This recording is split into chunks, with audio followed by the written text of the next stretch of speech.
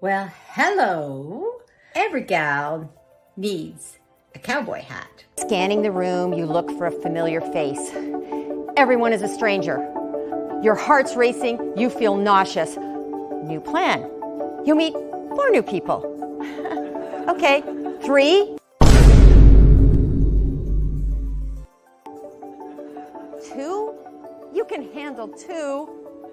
And then you think, I hate this. This just feels so fake. And before you talk to even 1 new person, you're looking for the nearest exit. Okay.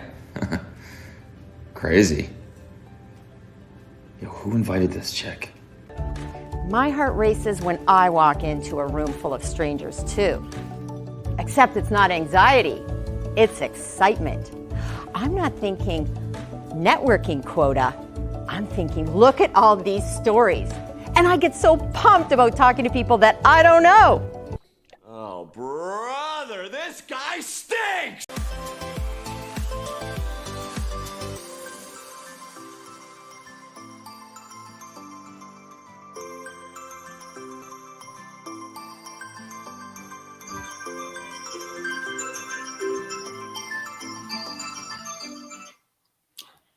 Hello, welcome everyone. Happy Wednesday. Okay, so as that intro talked about stories, the power of stories. Now, most manufacturers struggle with both telling and sharing their stories. So that's where I come in with my 3-step process. Sign up, suit up, and show up. My name is Gail Robertson, and I am Chief Curiosity Officer with GailNow. And what I do is help those manufacturers basically get out of their way sometimes so that they can share their stories, because often it's not just about doing it for themselves, but they have a duty, or at least I believe, and I think others do, that they have a duty to share some of that information with the world. And our guest today will be someone who's going to be talking a bit about the science behind how we can delve into those stories and how we can, well, maybe step outside our comfort zone. And what it comes down to is what our comfort zone is, not stepping outside someone else's, but what is our comfort zone and how can we even take baby steps to get out of there? I first met this next guest when I was listening to a podcast. I heard him speak about the power of taking a cold shower. Now, anyone that's heard my talks would have heard me reference the cold shower principle. So we're going to be talking a bit about that today. But I also wanted to stress the power of connections, the power of networking, the power of curiosity. Because I heard this guest on a podcast, I was able to follow him, reach out to him, and make a connection. And over time, I realized that we had another similarity in that we were both graduates of Heroic Public Speaking. You may have heard on the show previously why I encourage people to make comments in the comments section, because that's where some great networking can happen. That's where we can share stories. That's where we can meet other people. I'm hoping today as well that there might be some other connections from our guests as well as the regulars that come out each week, and we can connect up. So we will be getting to some comments. Please also drop where you're coming in from. Drop a comment if you're tuning in live, for sure. We'll bring that up on the screen and I'll introduce you to our next guest. So I want to say our next guest is someone that I had the privilege of also recently spending a bit of time with him on the phone, hearing what he does. And he is someone who has, so many stories. He has so much diversity in what he does, what he teaches, and definitely so many things that can help with those of you in manufacturing. And even if you're not in manufacturing, you're going to be able to learn a lot from our guest. So I would like to welcome, drum roll, please, Paresh Shah is in the house. Although Hey, not a Gail. drum roll, maybe a Maybe a power chord. power chord. Hey, Gail, great to see you. Welcome. Let's, before we start, normally I wait a bit, but I do want to do a shout out. We have our studio audience, and it's always exciting because we have a lot of people listening in from globally as well. So it's always exciting when I have new guests on and we have people starting to say hello. So we have, we have Inger has dropped in to say hello. And as you know, you've already met Inger. Inger also does work in manufacturing with LinkedIn and also live streaming. Hey, Inger. And she's right. Yes, networking community are both so important. She also specializes in Ubuntu. So and she talks about that on her show. Denrich. Denrich is an amazing person who does so much networking, connecting, and working in the area of cybersecurity, and an amazing person. So welcome, Denrich. I'm sure you will get a lot from today. I think this is definitely something you're going to enjoy. James Kunkel, a fellow manufacturer connection, and hello, James. So welcome today. We have Denver says, Gail, you're awesome. I'm sure your guest is brilliant as well. Oh, yes, definitely much brilliance today. Oh, and we have Rebecca Pierce Murray. She said she wants to hear the guitar. Rebecca, I've known through networking, but also just met her. I was out in Seattle as a keynote speaker with the Pacific Northwest Aerospace Alliance, and that's where I met Rebecca. She was there as a guest at that event. So welcome. Okay. So we will probably have more people streaming in today and making comments. Please, everyone, drop comments, connect with one another. I won't always put up all the comments because some of them have side conversations in the comments. So that's great.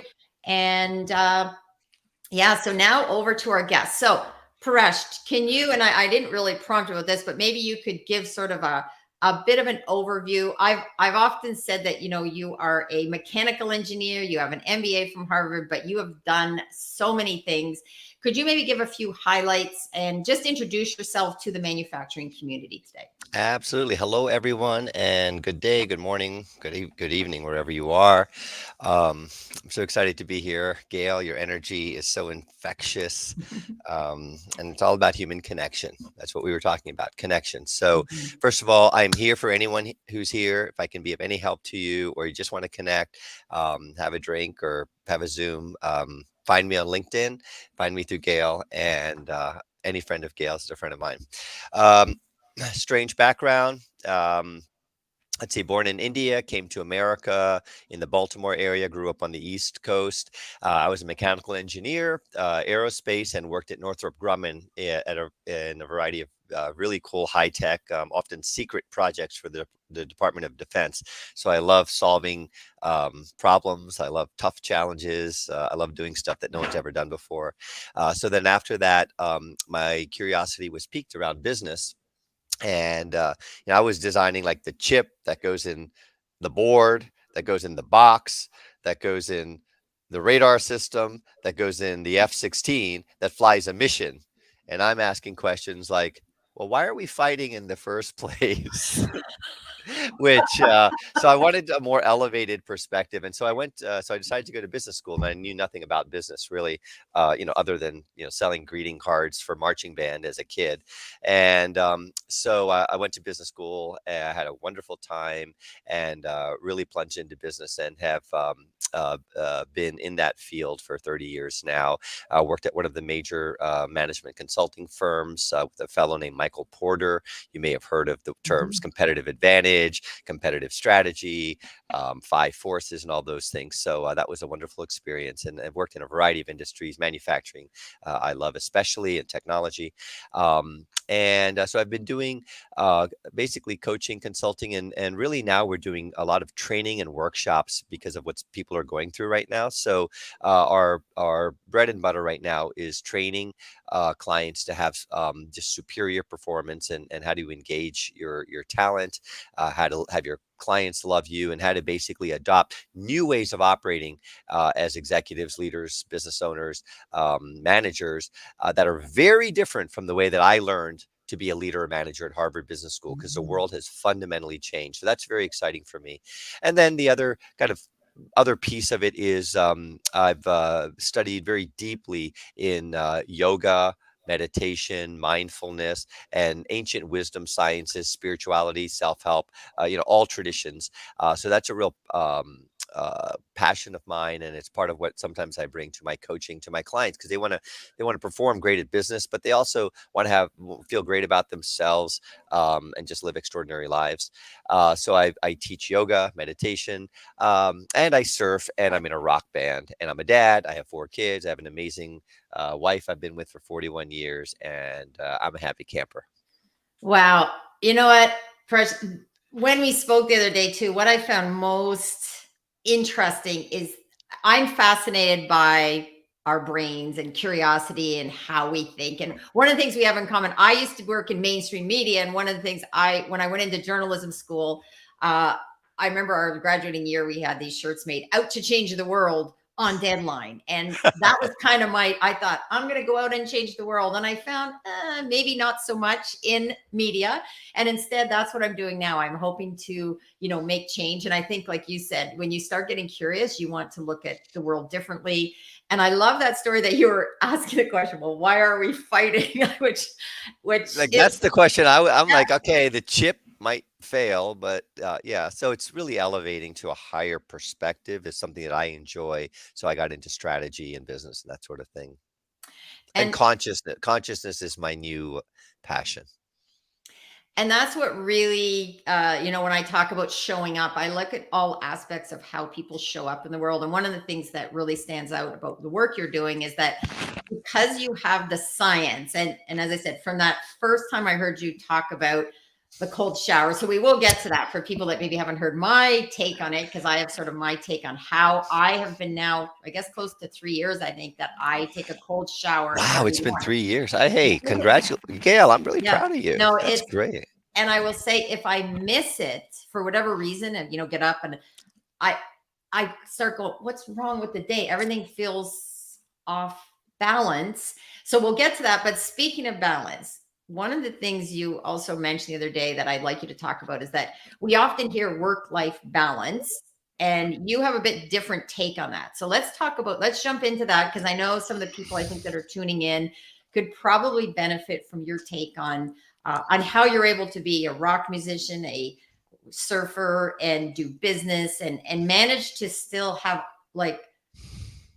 are happy with you're managed to be successful and happy and still have a complex life. So not perfect maybe, but a complex. No. There's always challenges, Yeah. of course. And the world's going through a very difficult time right now that's affecting everybody. So, I have clients that say, "Hey, Paresh, I want what you have, right? You're doing all this stuff. Help me find work-life balance." I'm like, I cannot help you find work-life balance, because that actually, the way we frame it in our consciousness to begin with, makes them oppositional activities. Like you want to balance what this thing, and a little more here, a little less here. And so I have been using the term with my clients for years now, and particularly with the changes from pandemic and work at home and all of the blending of life and work, is really, it's around, how do you create a superb weave? How do you weave these aspects into your life in a really beautiful tapestry or mosaic? So to me, um, being able to show up, and we use the word show up as well, with all of who you are, your full spectrum humanity, and having your talent, inviting your talent to show up with their yes ands, and be able to express them somehow, irrespective of whatever their job is really how to get people to just love what they do, and feel that they're part of something. So, for instance, many of my clients are surfers, so we'll surf together.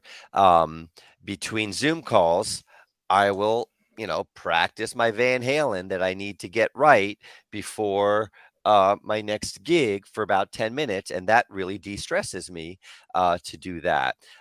Do a little yoga set. If I have a couple of hours, I'll meet some friends and do some yoga and surfing at the beach, and then come back, and I will just kick ass at whatever I'm doing in work. I'll be able to get in an hour and a half, get done what might take 3 or 4 hours if I'm like, I want to do this, but I don't really want to do this. And I'll put my, half of my mind into this. So it's really, I invite you all to really imagine a beautiful weave of your business life, your personal life, your hobbies, your passions, your family.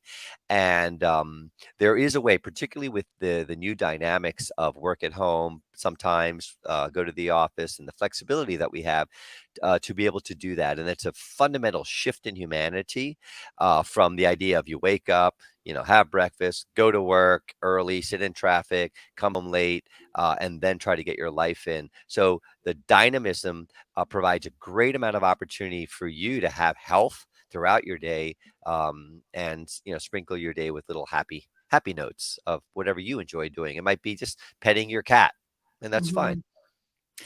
Yeah, that is, and I just want to I want to welcome Kim Willis. Hey, And Kim. Kim, I do work with Kim in Canadian Mental Health Association here in Windsor, Essex. And she mentioned work-life balance, but she said you need to be intentional. And I think this is 100%, Kim. Yeah. Because this is all about the power of mindset as well, which let's go into that, and then we'll swing back to get touch base on some of the other stats, as well as some of the other points you make about what we're going to do next, some action items. But let's jump into the cold shower idea. Now, what I talk about is the idea of it being a principle that can be applied to other areas of life. So for people that may be joining in that haven't heard my story, I haven't heard you talk about a cold shower, how did this come about that you decided to take a cold shower? And can you talk about the science and why? And then I can give my 2 cents, but I think I'd like to hear from you why you think cold showers are important. That's so funny. So if someone asked me, what'd you do today? Oh, I jumped in the cold shower with Gail. And about 20 or 50 at our studio audience. Exactly. Just before you get started, I was at an event, and someone did say, I had a cold shower. I was thinking of you in my cold shower, and then everybody laughed, right? So it's, lots of jokes about cold shower. Exactly. If you get very excited, just take a cold shower if this podcast really turns you on. So as part of my training in yoga and meditation, I've done about 2,000 hours of various types of training in these arts and sciences. One of the recommendations from the ancient traditions of yoga is to take a cold shower. Or actually, in the old days, villagers would wake up and they would go to the river, and they would bathe in the river and give thanks, and then start their day. And so we've explored this cold shower thing, and I recommend it to everyone. It's very powerful. So let me just start with saying I hated cold showers. I am from India, okay? I like hot. And if you ask my mom or my brother or sister, I'm the one who would basically take like an hour and a half hot bath and keep filling it up with hot every day. So cold showers are not my comfort zone. Gail talked about comfort zone, and a lot of what the cold shower principle is about is that intentionality that Kim talked about, and doing things that are out of your comfort zone. So let's first talk about what we do. You wake up, and you do your business if you need to, you brush your teeth or whatever, and then you go straight into the cold shower. So why cold shower? Well, let's first start at the physiological benefits of cold showers. And there's plenty of research on this. By taking a cold shower or bath or plunge, Tony Robbins takes a plunge every day. I plunge in the ocean, even without a wetsuit. It has so many physiological benefits. Your immune system, particularly with all this COVID crap going around, it gives an extra boost to your immune system. Your nervous system really gets powerful and strengthened. And if you think of a lot of what we teach in yoga these days to our clients who are really feeling a lot of stress is how to really build up the strength of your nervous system. And well, why your nervous system? Well, because your nervous system is what will, when it's strong and made of steel, will keep you from getting nervous, will keep people from getting on your nerves, and it actually affects your muscular system and everything. So it affects your cardiovascular system, your immune system, your nervous system, your parasympathetic and sympathetic nervous system, and it's just great for you. There's no downside. You won't get sick. You won't catch a cold, even though your egoic mind will go, I don't want to do this. I might get sick. And so on the physiological side, there's so many benefits. I've not been sick in like 6 years since I started. I started this about 7, 8 years ago. So those are the physiological benefits. Now, the main benefit that I encourage my students to do, sometimes I force them to because I have that privilege of saying, come on, you really need to do this because it's out of your comfort zone, is basically setting that tone for your day. Setting a tone. You know how like when you have music, there's a tone to the music, a power chord that goes, that's what this song's going to be about.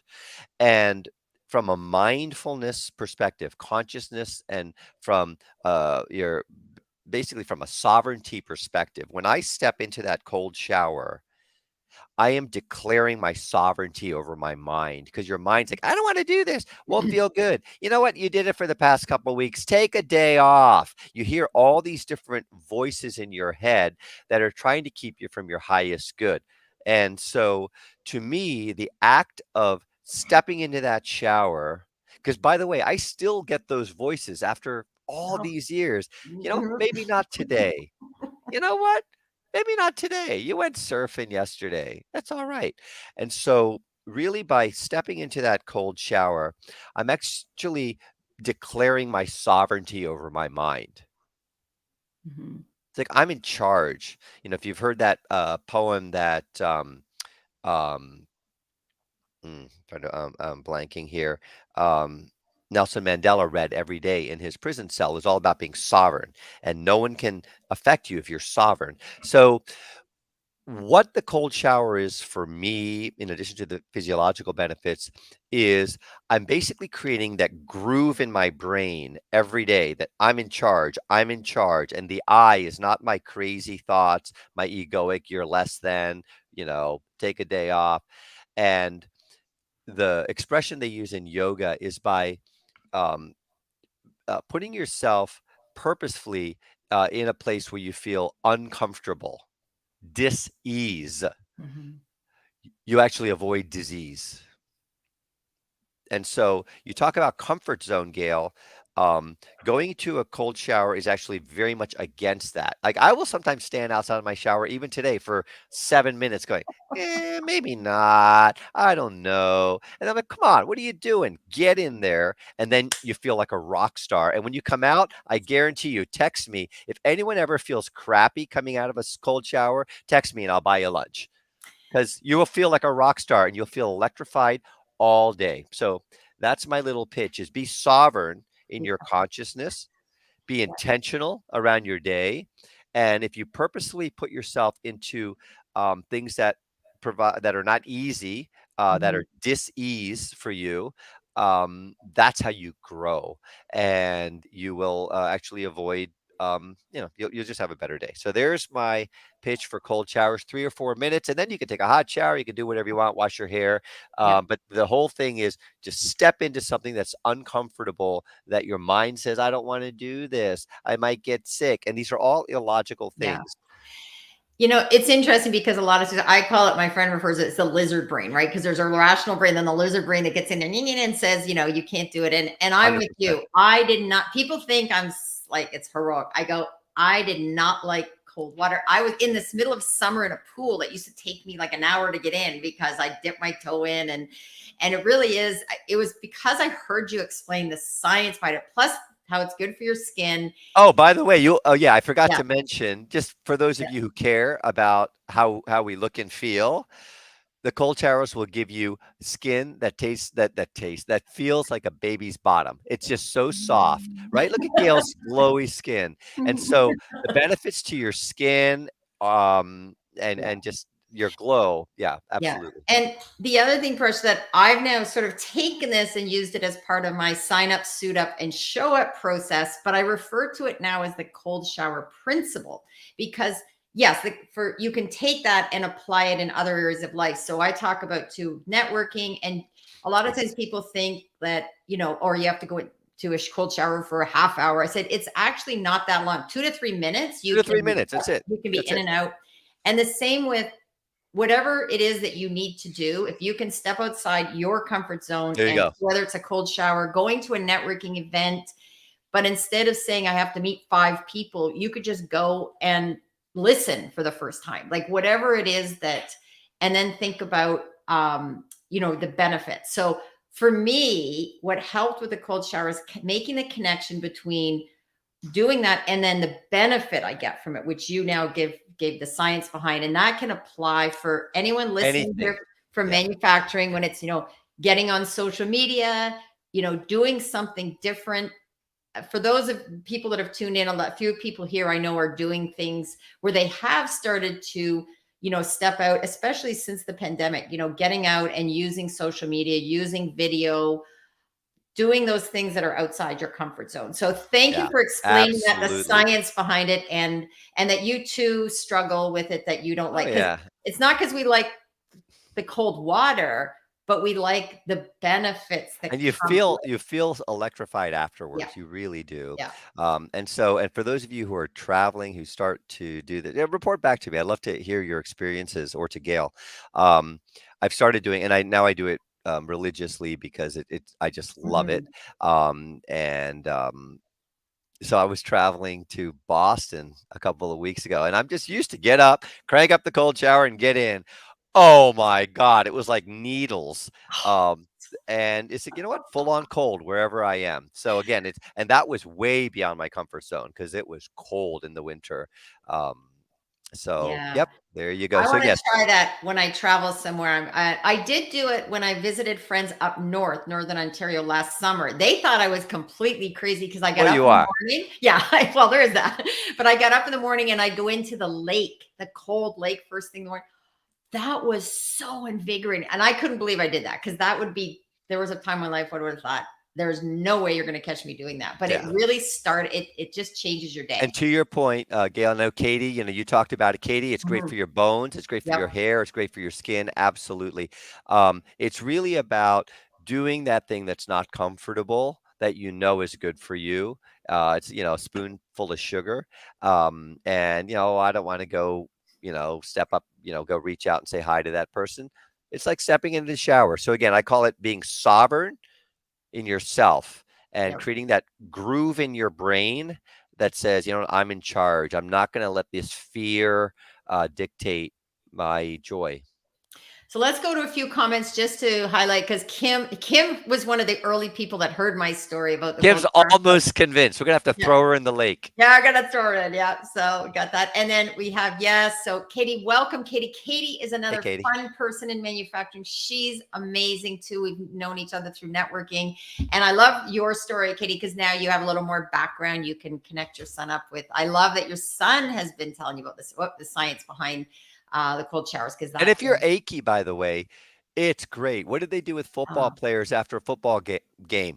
Ice plunge for the inflammation. So there's so many reasons, but really the main reason is step out of your comfort zone, do something that's not easy, that has dis-ease in it, so that you can really, master your mind.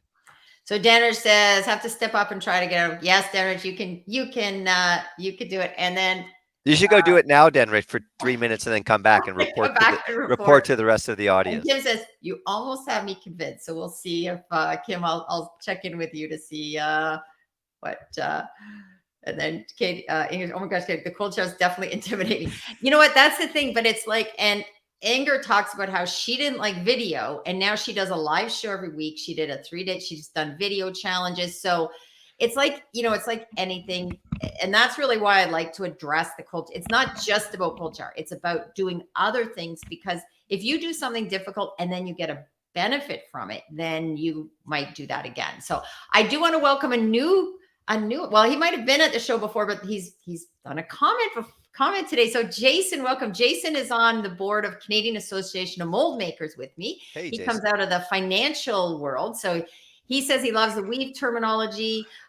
This is something he tried to succeed on daily. One tip that has worked with me is one email address and one cell number. I don't have personal versus professional. It's all the same for me, which sometimes really surprises people, but it helps emphasize the weave. Yes, because I don't know how people manage to carry on two phones, do their work phone, their personal phone. I would get so confused by that. But welcome, Jason. It's so great Hey, to Jason. have you join us today. You know, Okay. Jason, actually, it's funny. My first project coming out of business school, I was at a consulting company. Um, I was with DuPont Engineering Polymers, and I basically ran around the country talking to injection molders all over the country. And so I have a special place in my heart for the molding plastics industry. It was a lot of fun, actually. And I didn't know this until today. It's interesting that you've worked in aerospace, and I just went out to give a talk out there, and also in the plastics world, because that's another area. So it's interesting. I just want to address this again. Now, a lot of people in the comments today probably understand this, but this is really a good example of the power of reaching out and connecting through social media and listening to podcasts, because you never know what someone's background is, their connection is. Now, I've had a varied past too, because I'm on my 5th career. I've been, a journalist. I ran a bed and breakfast. I've been a fundraiser. I'm a marketing manager. And it's interesting how, for me, it comes easily to kind of meet people from all over. But I often suggest to others the power of getting out and not just connecting with someone that you think you can sell to. Connect with people you want to enjoy spending At time a with. human level. Yes. And then that's where the magic happens, to how doors get opened. But you first are managing to work with people you like. And I can't tell you how powerful that is, because it makes, when people say I have, this energy, it's because I'm surrounded by people with good energy. And that makes such a difference. And it's not that it's, hey, I have days too where I don't have all this energy, just for people to know. I am not, like, some people think like, oh my God, you're so amazing. I go, I am I only post some things on social media. So And I want to jump on that because I get so many inquiries in LinkedIn, and you can smell a spam bot. I mean, you can smell it. Hey, Gail, would love to connect. It's like, sorry, you are automated. You're out of my face. And Gail reached out in a really, you know, inviting, non-salesy. She was like, hey, I just want to let you know that, that cold shower thing actually, I'm actually doing it. Would love to chat with you about it. And I'm like, oh, and she found out that we both went to Heroic Public Speaking, and we'll put in a little plug for them because I feel that they are the best public speaking training in this country. Gail and I are both public speakers as well. And so I put in a plug for Amy and Michael Port. And so the reach out was very personal. And, you say, I'm going to write the email. And that's kind of like stepping into a cold shower. It's like, I may get rejected. The person may think I'm whatever, but you did it. And here we are today having fun and serving your clients. So, I always say the answer is always no if you don't ask. And it's all in the approach. And a few of people on here have heard this term. What you want to avoid is the pitch slap, and I think, who I first heard this was from Ron Tite. Ron Tite used that, and I don't know where he heard it, but I've used it now. I know Inger refers to it. It's that where you get that, their LinkedIn request, and they right out of the gate, they want to sell you something. And I always say, don't ever do that. And people do it unintentionally. It's, and this is the power of research and listen. Like, I'm a big podcast listener. That's how I met you. And I also listen to Hidden Brain. That is my, oh my God, that podcast just, every time I learn something new about curiosity too, because things aren't always as they seem. And this is a good segue to talk about your 4-step process too, because let's talk about that in terms of how manufacturers and people listening today can now take what we just talked about, getting outside comfort zone and using both, some people talk about right brain, left brain. And I think we all have both. It's oversimplified. It's so oversimplified. It's a weave. It's a weave. It's a weave. I do agree that, and you can strengthen, challenge that. Like, I'm not a big fan, like, I'm not the best at using Excel spreadsheets, but I can use them. But it's like, wouldn't be the best use of my time to delve too deep into that, because I at least know enough about, enough about them. And I always say that, certain people are really good with those, but I'm better at other things. So I try to work on those gifts. So let's look at, I'm going to pull up the, let me see if I can just find that here. This will just, maybe I'll put it up on screen and then you can start to talk about it here. So this is an interesting thing. I didn't know this until we just spoke the other day, that you have a show up at the center of your triangle. That's right. We do. We have show up at the center. So this is what we call the lifter dynamo. So I run a company called Lifter Leadership, and our website is liftersrising.com. We can put it into the text there. You can put that back up, Gail, and I'll step people put it through back. it. I'm going to put a couple of things up here. Okay. Yep, we've got Perfect. Yep. So what we found about 7 or 8 years ago was that things were shifting, and I'd been doing a lot of research. And again, I'm a business geek. I love business. I love technology. I love manufacturing, and I love how things change. And I'm all about societal changes, galactic changes, consciousness. And what we saw was happening was a major shift in humanity, and I call it the fourth revolution of modern humanity that's happening right now. It's actually been accelerated through COVID. So the first revolution was the agricultural revolution. Before that, we would all be subsistence farming on our own little farms and praying to God that we'd have enough food to eat today and feed our family. And then a few people realized that you could shift crops, you could do different sorts of hybrids, watch weather patterns, and then the agricultural revolution was created, and we could finally feed humans for the first time at scale. And that basically changed the entire planet, where humans could now eat. So that was the agricultural revolution. Then the industrial revolution came because people could do other things, and those who saw that something was changing, that you could use steam power and motion time studies in manufacturing to get efficiencies and make things, move people, move ideas, they became the gods of the world. Rockefeller, Vanderbilt, Carnegie, because they saw something was changing and they leaned into that, which may not have been comfortable for others, right? Then, obviously, the information revolution completely flipped it again, where I can hear a song on the radio or hear a song in a restaurant, hit my Shazam button and pull down the song, the lyrics, the guitar tabs, and learn how to play it within a minute. So those are the three revolutions of humanity. We've now entered a fourth revolution, and I call it the revolution of consciousness, compassion, connection, co-creation. And it's a whole different set of rules, and the way we lead and run our businesses fundamentally has to change. Just like without the internet, like if you tried to run a business without the IT revolution or the internet, like you're basically dead. You're gone. And so that same thing is happening now in terms of our mindsets of how we lead. So if you want to pull up our Lifter Dynamo, these are our 4 lifter mind shifts. So we need to shift the way we think as leaders and managers.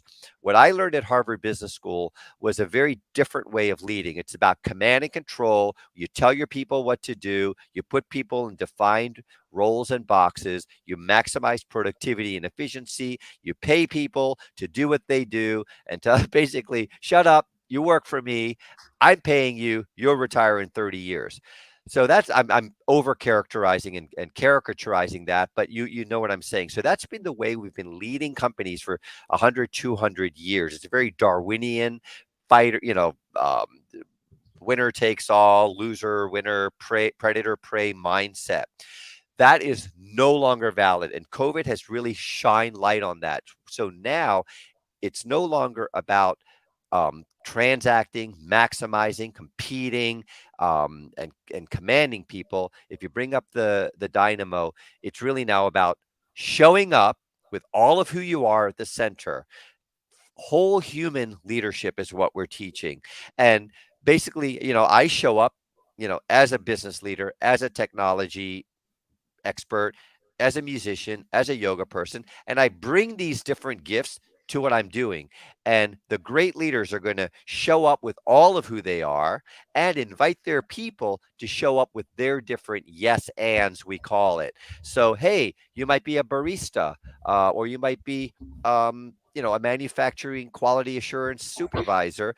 But you also might you might be a poet at night. Well, how can you as the leader provide that person ability to express that other aspect of who they are within their job? Maybe you give them a chalkboard and they can have their little philosophical poem for the day that they share with their team workers.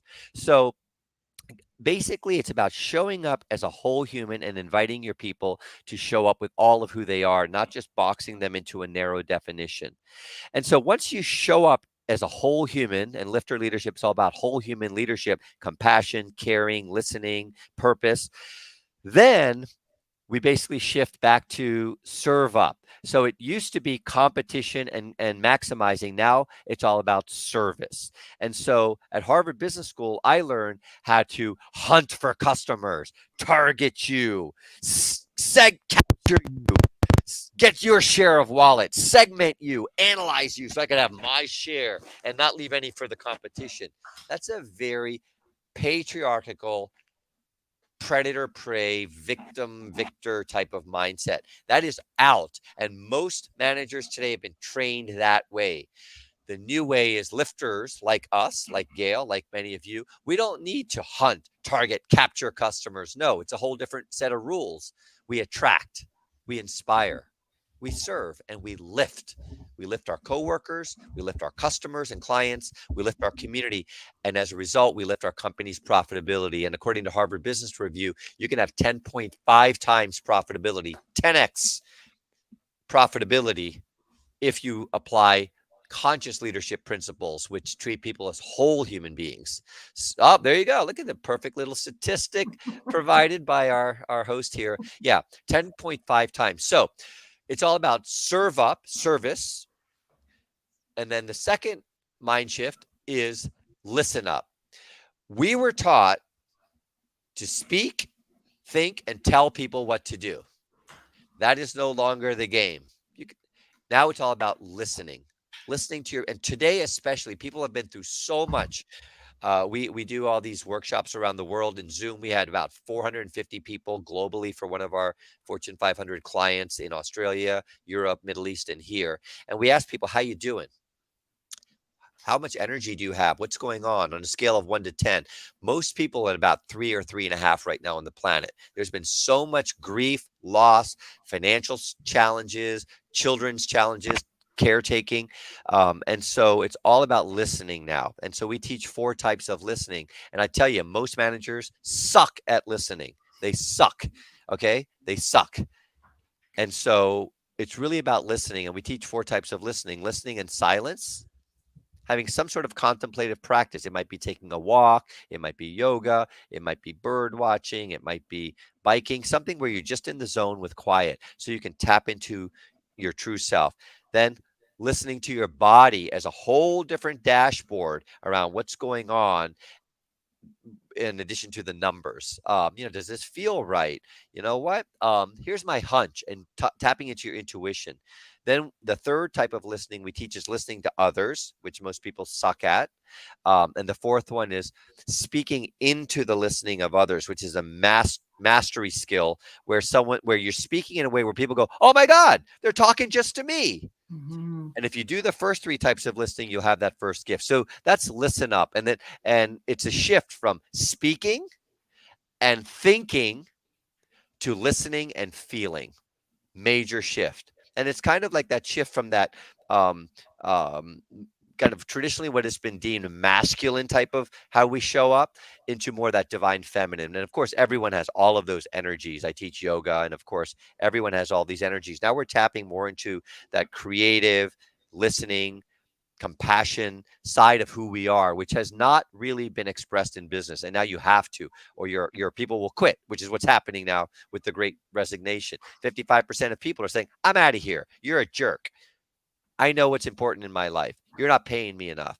And so that's creating incredible pressure on people like you who don't have the staff. You don't have the right trained people. Your customers are suffering. And so that's part of what we're doing with the workshops and coaching we do, is helping people unwind that doom cycle. And then the fourth mind shift, team members will leave. Exactly. If they don't see listening, compassion, dignity, purpose, action, they will leave. And that's what's happening at a galactic level right now.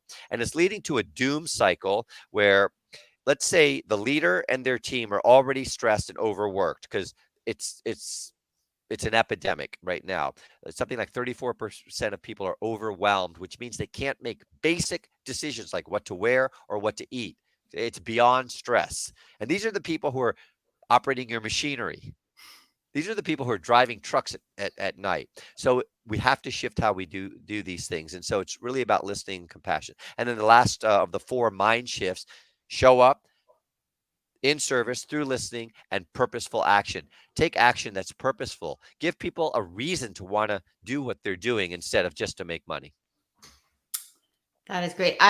And you know, what's interesting is that I didn't know this until we just spoke recently, that you had to show up, and obviously my show is show up, but another connection we have, Paresh, about how our paths have crossed for a reason. And you know, I'm a big believer in that, by the way. Things line up. When you're in the zone, things line up. Yes. And when you're intentional, as Kim said too. I think Exactly, Kim. Because when you're intentional, you also notice these things. I remember reading, what's that book? I can't think of it now. Oh, it just gave me green book. The Celestine Prophecy. Oh yeah, absolutely. Everyone has something for you. Yeah.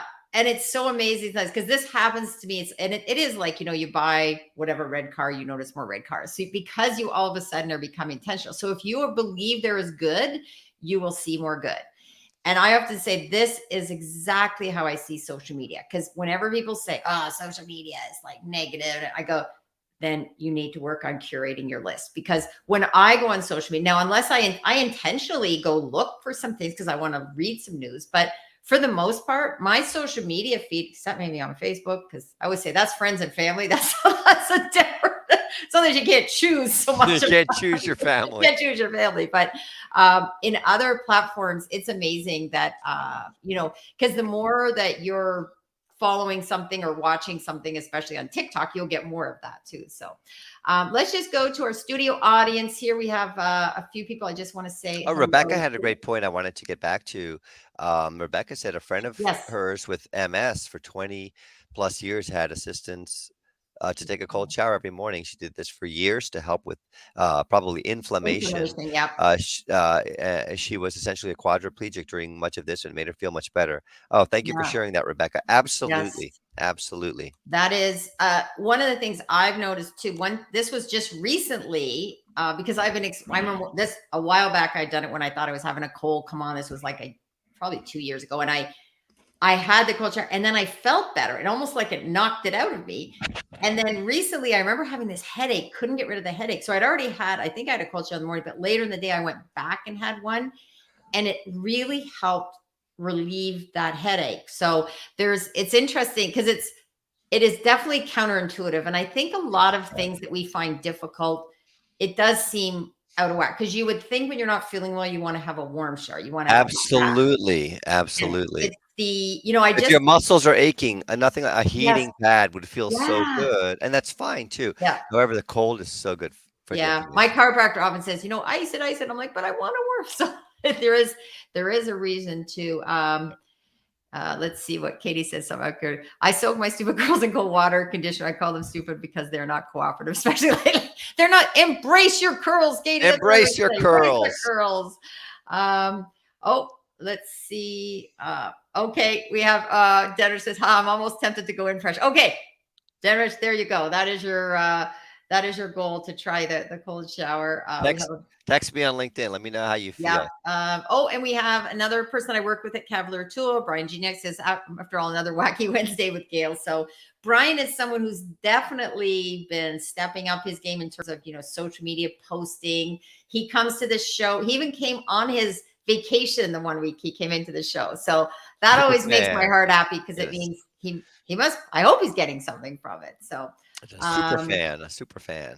And then that's when I'm not one here so many. Yes, I think that's the thing. We all have multiple parts, and we have to kind of banish, and a lot of this goes back, especially for, we see this with girls and women. I'll say, well, I'm not good at math. And it's like, they say these things and it starts to become a self-fulfilling prophecy. So I try to stop myself from saying those things too, because absolutely. You have to be very mindful of what we say. We really do. And I know you've talked about the power of words, which you did reference, which I think is amazing. Yeah. Let's go through just a couple of things, and then I want to switch back, because we don't want to end on because too negative. But I did want to just address this so that people maybe can see that they're not alone, but there is hope too. And I think that's what today is, and Paresh, what work you're doing. Yeah. Just for people to know that, this was from the American Psychological Association. Yeah, so I put that on there. So 81% report stress related to supply chain. And then this one too. This is of the U.S. population, a Yes, huge study that was yes. done. So these are things that are the reality. And I often say, we don't want to dismiss them. This is the reality, because a lot of people right now are really struggling. We were just talking about this from a mental health perspective. There's people struggling, with the cost of gas, the cost of food. Yep. And I also work with, Kim was on here. We do work. She's leading something right now we have a new youth hub in our community, because youth have struggled prior to the pandemic. And now it's become even worse. So these are some of the stats that talk about the reality, especially in manufacturing. Yeah. So we know those are the stats.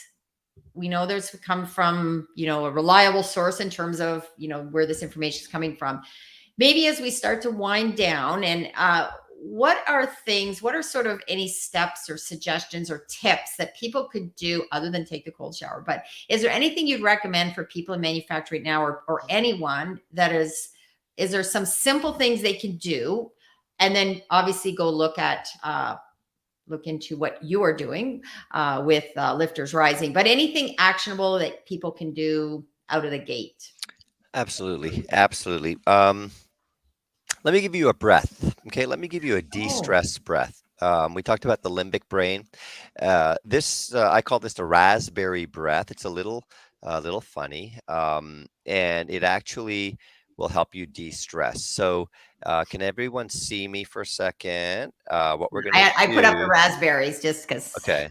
Although now I want to go eat some raspberries. Make me hungry. I know. I know. So basically, when you feel stressed, which is pretty much it's in the air right now, I really want to acknowledge what's going on.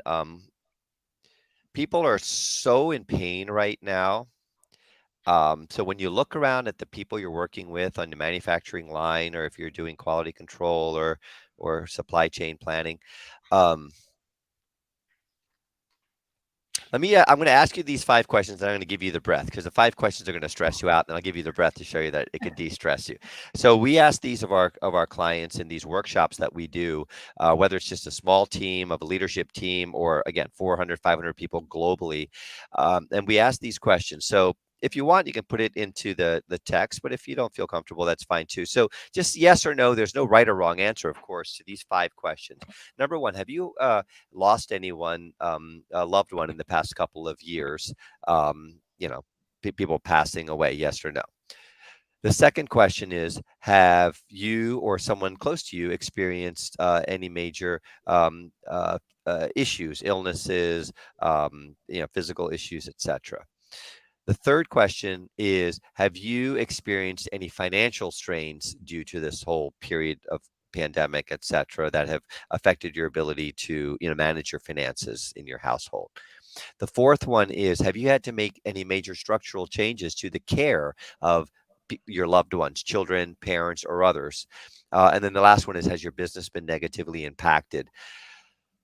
Most people have had 3 or 5 of those on this planet. We've probably asked this question of probably 5,000 people cumulatively with all these workshops we've been doing. So I want you to, first of all, to know people are in pain.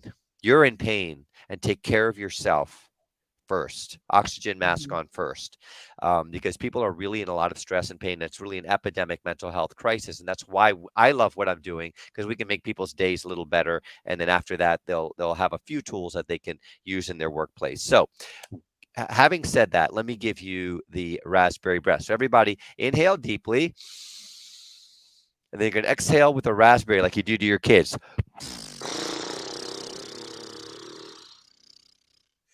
Okay, let's do 3 more. And I want you to see how you feel now and afterwards, and see if you can do that as long as you can. Ready? Deep breath in.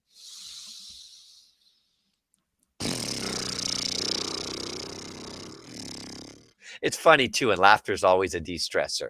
Okay, third breath.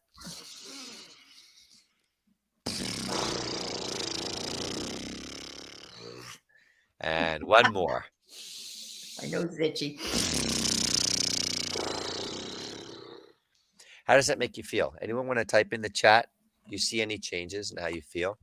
I'll explain what this does for you in the meantime. If you want to pull up that slide, Gail, what we have just done is we've actually been working on the vagus nerve system. The vagus nerve actually is a nerve in our system that actually affects and controls our fight, flight, freeze response. Okay, this is the emergency response. If there's a tiger, what do you do? Ah!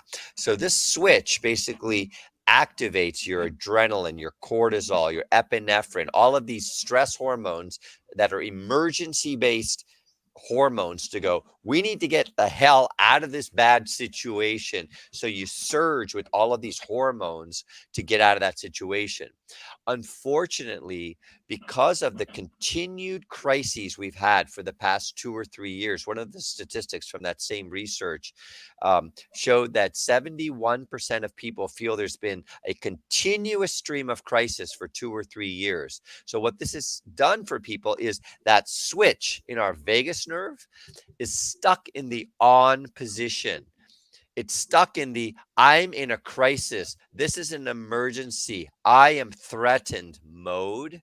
And many people are stuck in that for like continuously. Your body cannot handle that stress. Your nervous system cannot handle you always being attacked by a lion. It's only a temporary phenomenon. So this breath, the raspberry breath, actually turns that switch off. If you do it for 2 minutes, I guarantee you, you will just chill and be like, oh my God. Because we're just constantly ready for that next shoe to drop. So we're in that emergency mode. So I recommend you do that raspberry breath. It's just simple. You just breathe in and then just try to breathe deeper every time and see if you can make the motorboat go as long as you can. Some people can't even do and that's okay. Just do the best you can. You'll be able to do it over time, and that will turn off the emergency mode. So that's a tip I recommend. There we go. Ingor said it definitely de-stresses. Thank you. Yeah. And thank you, Inger, for that. And I know Inger said before, she had told me she does a form of that. Sometimes like it helps her, like sometimes if she struggles with thinking of something, it's kind of a way to reset. And I know I have also done yoga, and a lot of people, it's often what people call it, quiet time, meditation, prayer, whatever, like whatever you want to call it. I said, it is helpful to take time away. And you said it best. I don't always do it, but whenever I do it, it always works. Always. When you just take time away, you can come back. What would take you 3 hours? If I go for a walk, go for a bike ride, I come back, I can get more done in an hour. I'm hyper-productive. Hyper-productive. Yes, hyper-productive. That's a really good term. Hyper-productive. Yeah, hyper-productive. Absolutely. And then the other thing that you can do this breath under a mask. You can do it in the grocery store. You can do it in the car. No one even knows you're going. And so it's really, really, and you think about like the science of it and the nervous system and all that, which is an explanation that feeds our egoic mind. But really think about it. After a project is done, where if you've been working really hard, or you finally have shipped that, you've had a big manufacturing production and you've shipped it. What do? Well, you're like, oh my God, we've been working hard. You go. Yeah. Our body automatically knows that when something is over, you go. Yeah. And so this is just reinforcing what our body wants to do so that we can de-stress and get back to that normal state, not the activated emergency state. I want to show this again because I am fascinated by the science, because now I'm a visual learner. So I really like that you use this as a teaching tool, because anybody that knows that feeling of, feeling that restriction here, feeling here, the tension, now there is science behind it. So when you're doing, whether it's a raspberry, and in yoga, there's lots of yoga breathing, like even just, I find myself sometimes we have to remember not to breathe from here, but from deeper down, because most of us just breathe here and 100%, or from up here. Yeah, we have to breathe down there. Yeah. It's so and don't forget, you can breathe behind you as well. Yes. I tell a lot of my students, when they breathe, they're only thinking of the front or the front of their diaphragm. And or even when I talk about like projecting your heart, the light from your heart. Remember, your heart's back here too. Remember, you've got lungs back here too. And Yeah. so fill up your balloon back here too, because it's often neglected, and you can get an extra 30% oxygen, which is really, Yeah. prana, life force, coming through in And that way. you get a bit of a natural high sometimes. Like I find even just taking that deep breath Oh, because you will get high. it's like because we don't, and when you don't use that, it's like, whoa, sometimes I get a little dizzy Yeah, from yeah, it. yeah. You So, can get, and there's all kinds of TikToks on how you can actuate DMT just through breath oh, breath work. You can look them up on TikTok. But yeah, there's certain ways where you can. There's this guy Wim Hof. He's called the Iceman, and yes, he basically goes, in frozen lakes naked or whatever. yeah, And there's some really great breaths where you can, get yourself into really activated states and get high just from breath. So, just from breath. There we go. The natural high. Okay, well, this hour has flown by. We've covered whoa. so much ground, but I do want to end with, and I think I know a couple of things, but maybe you could just give some examples of how do you exercise your curious brain? What are things you do to exercise your curious brain? Oh wow, things I do to exercise. I am very curious. So anything that's new, I will give it a try. Sometimes I'll get hurt doing it, but it's okay. So I really enjoy, because to me it's all about those yes ands. Showing up with your yes ands, and the more yes ands you have, that you can weave into a unique expression as a being, in whatever you're doing professionally or personally, you're just adding to your life. So what do I do to exercise my curiosity? Music is great. I try to learn as many different types of music and songs as I can. um, I actually do use TikTok. While it is addictive, to me TikTok is, really, uh, it opens my vantage in mind to what humans are capable of doing. You see people, flying in these wingsuits, through these amazing landscapes. You see all kinds of magic tricks, and so to me, the TikTok, while it's very addictive and designed to be, opens a world of what is possible for humans to do. People are balancing weird stuff, like, they'll balance like a car on top of a Coke bottle.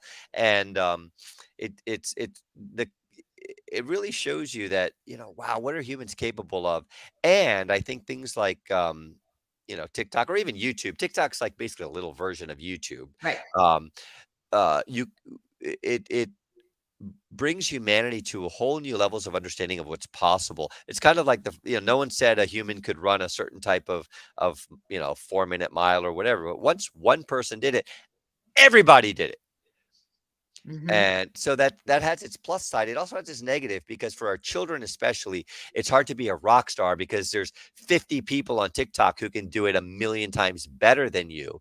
And that's why this weave of your yes ands is so important, because how many engineer, Harvard MBAs, heavy metal surfers are there? So that's my unique thing, and yoga Right. teachers.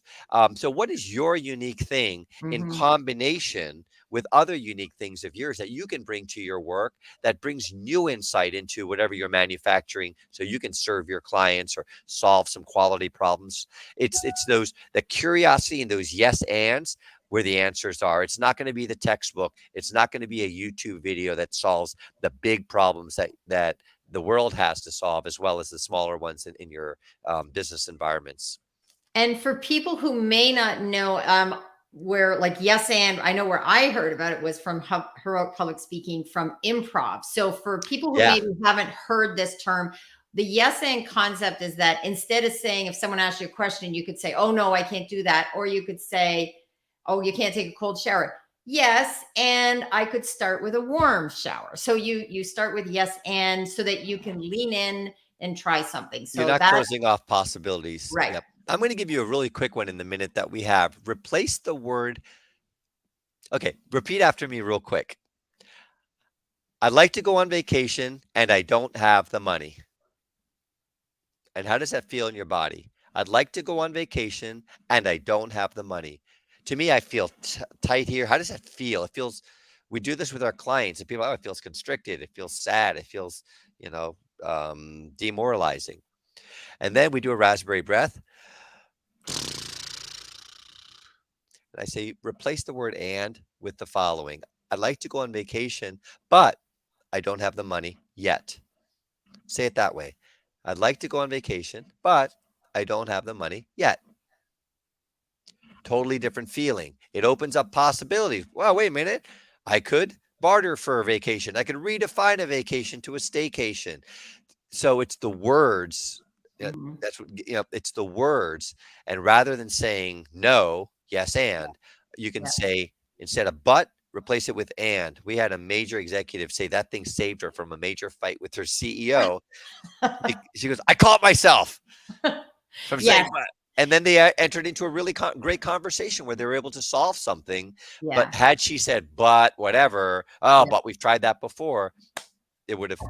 But anytime you say but, it just takes away from whatever you just said. So I like you, but then you don't hear anything. You forgot about the alike because now you're like, because we only remember the negative, right? And it is so true. We need to pull that word out and say and whenever possible. That's So right. Paresh, thank you so much. This has been amazing. I'm going to have you go to the green room and I'll be there shortly. I'm just going to do my sign off, but Absolutely. I really will. enjoyed our time together. Thank you, everyone, for joining. If you would like to touch base, just find me on LinkedIn, Paresh Shah. Find me through Gail. Our website is liftersrising.com.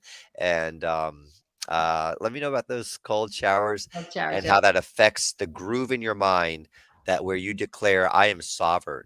I am sovereign this day. And I want to add what Inger said to it. It always seems impossible until it's done. Nelson Mandela. That's another great. Thank you, Inger, for that. And she also said, thank you. This is so true. How we speak to ourselves matter. Oh yes. 100%. We are way too hard on ourselves at times. So thank you, Inger, for those. Thank you, Inger. Yes, please make sure to connect with Paresh. And as I said, Inger, thank you for those words of wisdom. Inger has a show 9:30 a.m. Eastern Standard Time on Friday mornings, and also has some great guests when it comes. And she is the networking ninja, and she can help you with your LinkedIn profile as well. So, okay, I will see you in just a minute. See y'all. Thank you. Have a beautiful day. Well, what an exciting journey to have Paresh on my show. As I said, this all started from networking and from being curious, listening to podcasts. So wherever you can find your path and your yes and to lean in and figure out who you can maybe connect with that's even outside your comfort zone, and reach out and say hello. As I said, a lot of it comes from, my 3-step process, which is sign up, suit up, and show up, because the sign up is about mindset. The suit up is doing the research and the outreach, and then you can show up, and that's where the magic happens. So if you'd like to reach me, you can find me here on LinkedIn. You can also contact me through most other platforms. I am on TikTok for fun. I go there, and like Paresh said, that's for me, has opened up a bunch of doors and doing, shorter video, fun video. I'm also on Twitter. Twitter is probably my favorite platform overall. I use that daily. And I encourage everyone to look at ways that you can show up in the world, because that's where you can really meet amazing people and do amazing things. And I encourage you to make contact with Paresh as well. And I will be seeing you next week. We have many more exciting guests lined up over the next month and beyond. So please stop in. And on that note, I will say goodbye to everyone. Have a great week. Have a great weekend. And sign up, suit up, and show up.